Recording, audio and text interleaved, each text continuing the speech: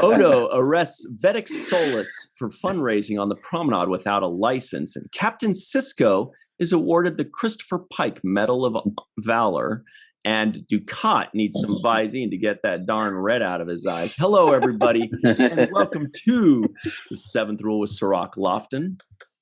Hello, hello. My name is Ryan T. Husk. Today we're doing a review of Deep Space Nine, Season 6, Episode 26, Tears of the Prophets. Written by Ira Steven Behr and Hans Beimler, directed by Alan Craker, June 17th, 1998. Where were you? It is a Nog episode. Melissa Longo and Mochi the Cat are joining us today. Eldor Joy! Eldor Joy, everyone. Yes. Hey, Cirroc. Yes. Eldor Joy to you, too.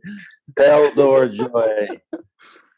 Man, that was a mouthful. I almost said Medal of Honor, but then I had to say Medal of Valor, which I wrote that down because I actually originally wrote it Medal of Honor, and you corrected that for me. It is Medal of Valor.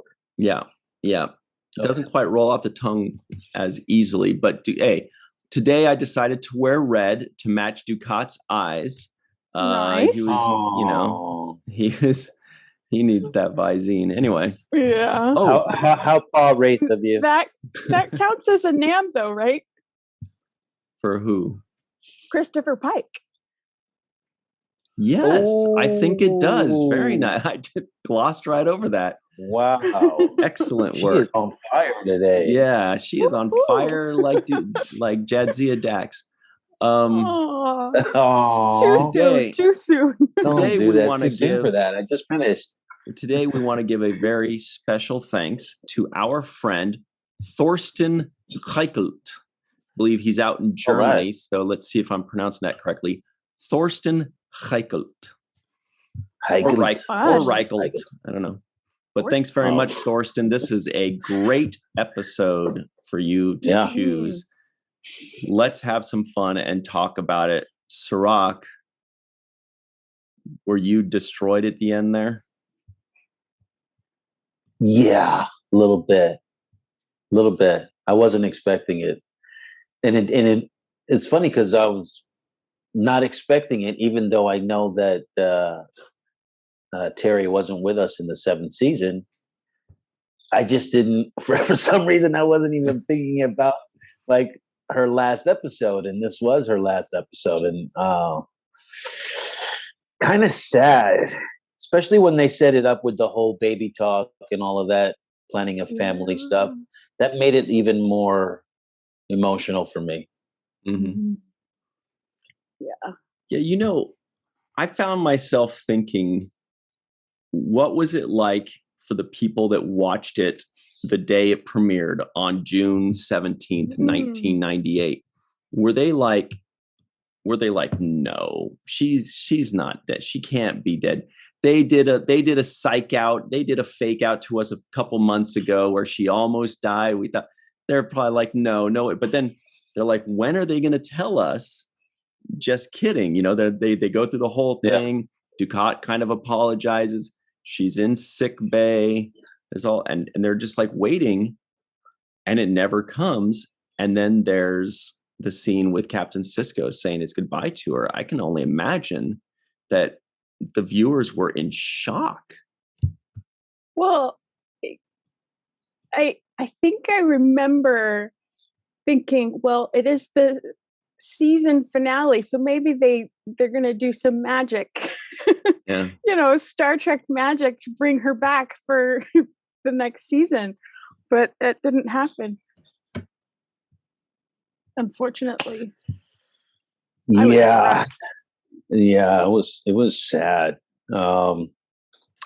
Like I said, the thing was that she had just gotten, with Worf and kind of building her life together and starting her whole journey as a couple, planning on having a baby, which they actually talked about an issue that I was concerned about a few reviews ago, which is, could the Dax exactly and Worf have a kid? And they actually addressed that issue with Bashir saying, it's going to be difficult, and there's, it's not going to be that easy, essentially.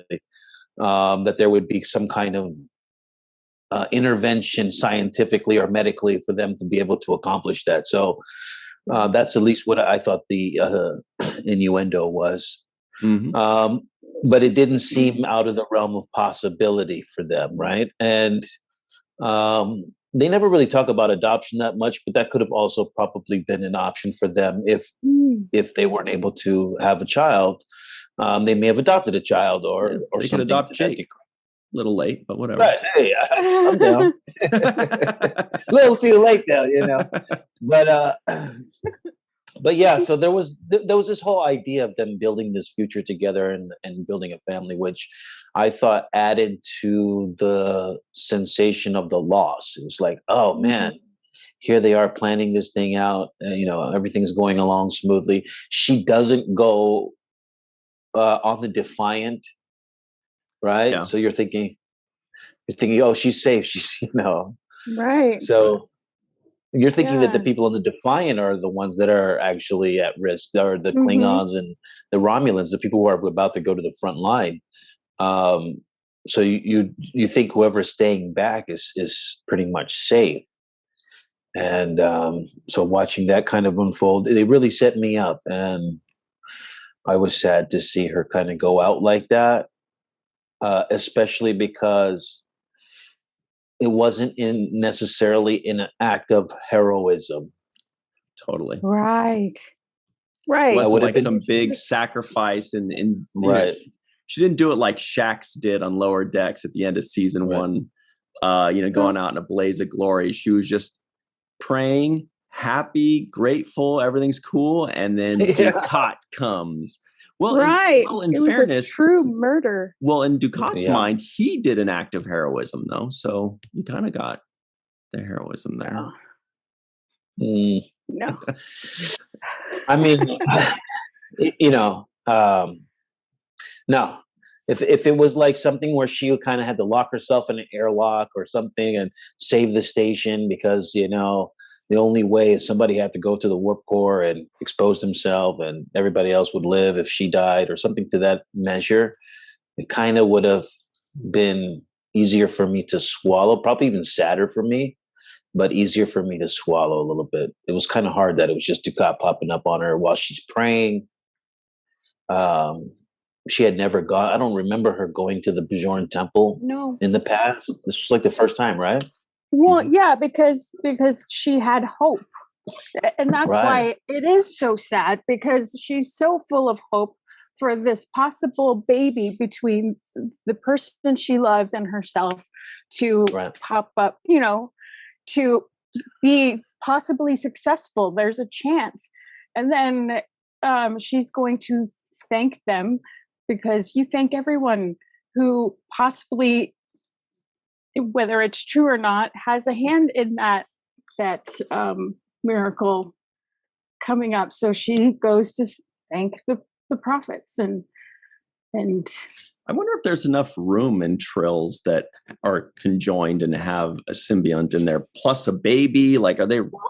It kind of looks like yin yang in their belly. There's like two things, but like, does the symbiont protrude where the belly button? What for humans are the belly button supposed to go? But Cirroc, when you were saying, how her death was kind of meaningless, it did remind me, no spoilers, but there is a character in season 1 of Next Generation that dies in a similar fashion, just kind of like this person dies. And it was kind of a shock because it was a series regular. And it wasn't even like a heroic death. It was just a bad guy going zap kind of thing. And later on, that character does kind of come back and say, I just know that I died a meaningless death or something like that. Or maybe it was Guinan that says that. But anyway, great episode. We don't want to talk about that, but that one was even worse than this one. At least this one had Dax died to like a main villain. At least it would have been even worse if it was just like a one-off character that shows up and zaps her. Right. But still, it adds strength to the Dukat storyline of him getting to an even higher level of villainy. But yeah, it would have been great if she like fought him and stopped him from killing Bajorans that were also there praying. And so she sacrificed herself to save those people. Something like that would have been great. You know, we would have loved to see that. Yeah, but I also think that it shows, you know, these things happen all the time. People come and take other people's lives for their own gain, and you're surprised by it. And what can you do in that surprise? You don't know what's around the corner, and obviously Jadzia didn't. And unfortunately, that's true to life. Cirroc, when she first got zapped, did you think that she was going to die, or were you like, nah, she'll say? Not really, because I think we just saw the Pa Wraith episode like a couple episodes back with me and Kira, and we had that whole battle, that blue and red battle. Yeah, and I think some other people were shot with that energy beam in that episode that ended up living. I don't think everybody who got hit with that projected. I think Sisko got hit, didn't he? He got hit, but I don't think he got held in the full blast of the Pa Wraith. But you know, he got thrown down the hall with it. But he didn't get. He didn't get suspended in a beam of that. In a concentrated beam, right? Right. But what I'm just saying that to say that there are levels by which you can be hit with that beam. Yeah. Some of which could just incapacitate you. So, for example, if Dukat only hit her with a concentrated blast like it was in the episode we saw, she would have been thrown back into the wall and knocked unconscious and still been alive. Obviously, they were looking for a way to kill her. And like I said, it just was sad for me that she went out like that. Obviously, you know, the way you feel about Dukat already, he's the perfect guy to do it because you already hate him. So it's, you know, doesn't make you hate him anymore. But I also feel that the prophets were so encoded in the messaging that they had in the vision with Sisko, you couldn't really foresee or extrapolate that would be the outcome based upon the vision that they gave him. Yeah. Right. They gave him a very cryptid, like he is a Bajor. It was cryptid. It was cryptic. I mean, it wasn't easy to understand that this would be the consequence for your actions, right? Right. Well, it seems like they were protecting themselves because they know that all the orbs have now been destroyed or whatever that was. And they're like, you got to stay there and protect those orbs. So it seems like they're very, I don't want to say egocentric, but they're focused on themselves and on Bajor. And they're not necessarily looking at what's best for the Alpha Quadrant or what's going to be a victory or a loss. They're just saying, hey, if you leave, then, you know, Bajor is going to suffer for it. And didn't they give him that vision a couple seasons ago where they're like, Bajor cannot enter the Federation, remember? Because they were protected and they were right there, you know, so they're always focused on what's best for Bajor. And Sisko is always torn between, am I the emissary or am I a Federation captain? And today, Admiral Ross called him out on that and said, you got to pick one. And as usual, not always, but more often than not, Sisko chose his allegiance to the Federation. Mm-hmm. Well, that's where he swore an oath to, That's true, yeah. It's not, the emissary position was thrust upon him. He didn't ask for it, but he did ask to be part of the Federation. He swore an oath to that. That's true.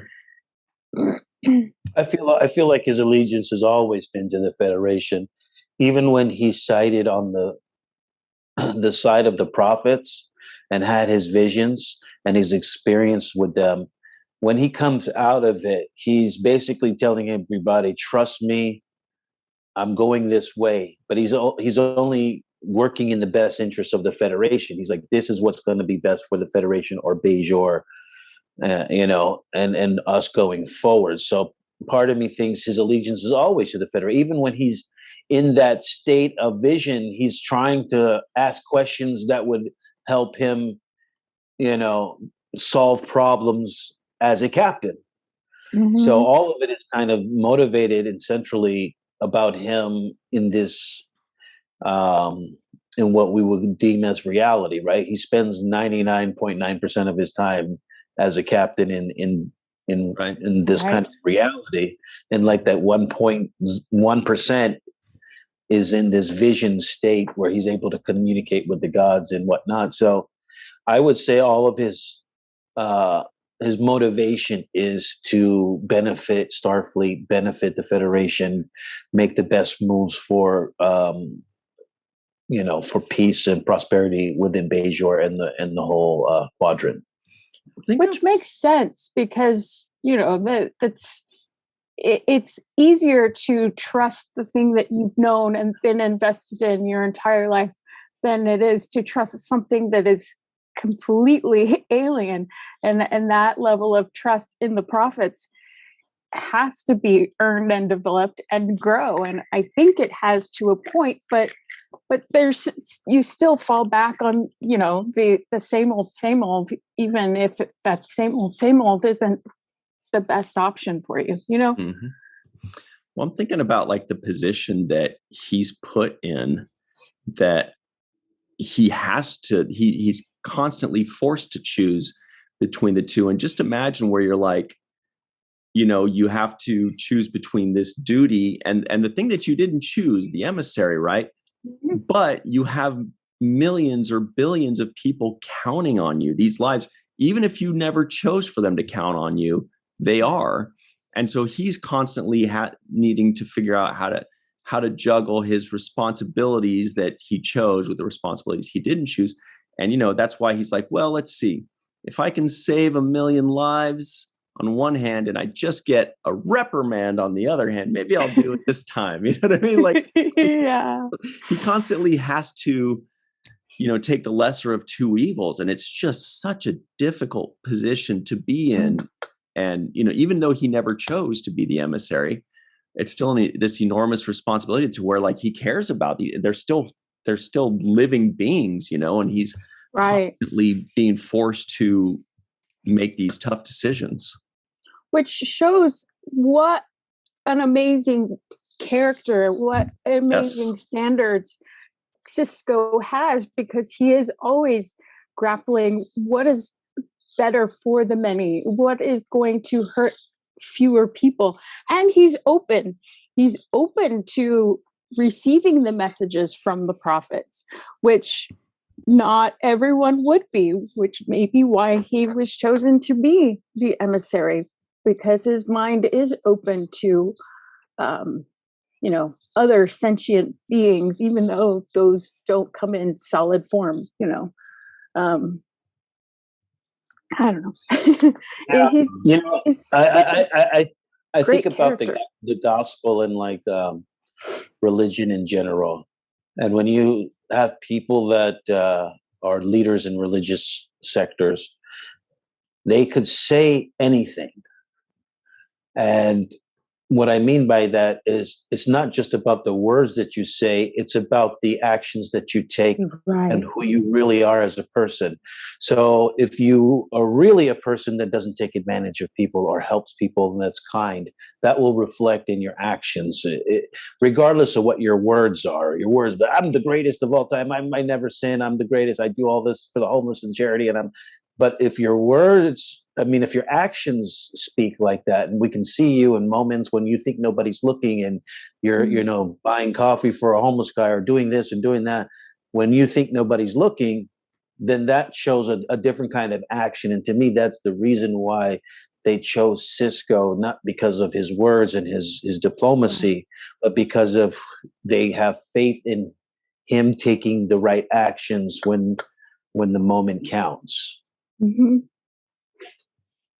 Flying into the wormhole and facing all those Dominion ships And really, yeah, it's just basically telling them to, lock your weapons and fire on 1,000 ships. Yeah. It's like it's a suicide run, but yeah.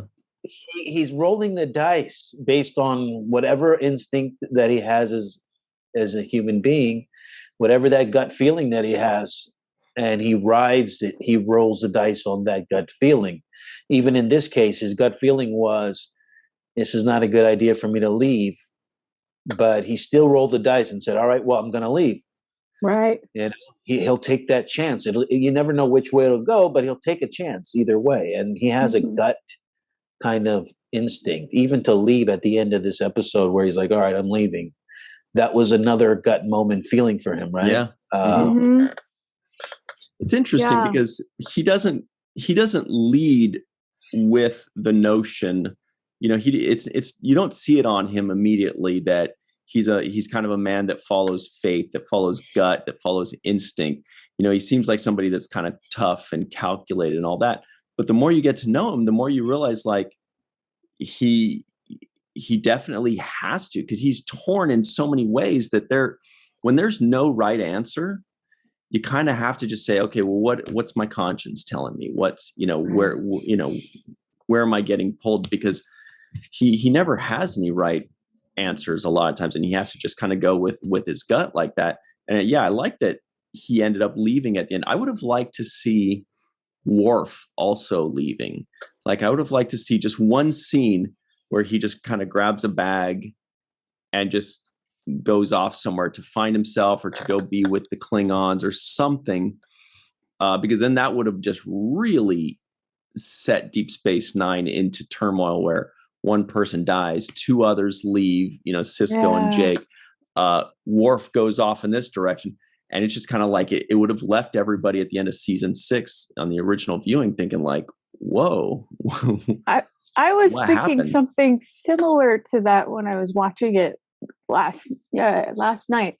And I was like, wow, I'm surprised Worf didn't leave too.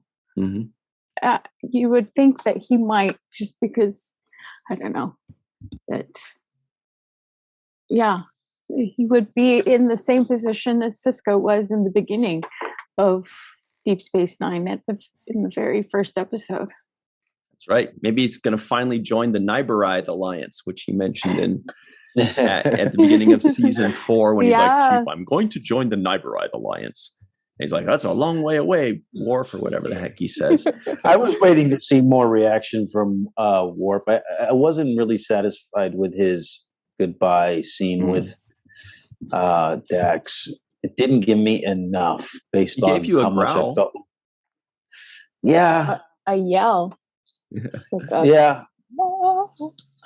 Hey, we've got it wasn't enough for me. I wanted more. I felt like I'd be sobbing or something. I felt like there'd be more to it. Maybe what we didn't see was that he went into the holo suite and just started attacking himself with a Klingon pain stick. He's just like jabbing himself. I need to feel more physical pain to match my emotional pain or whatever.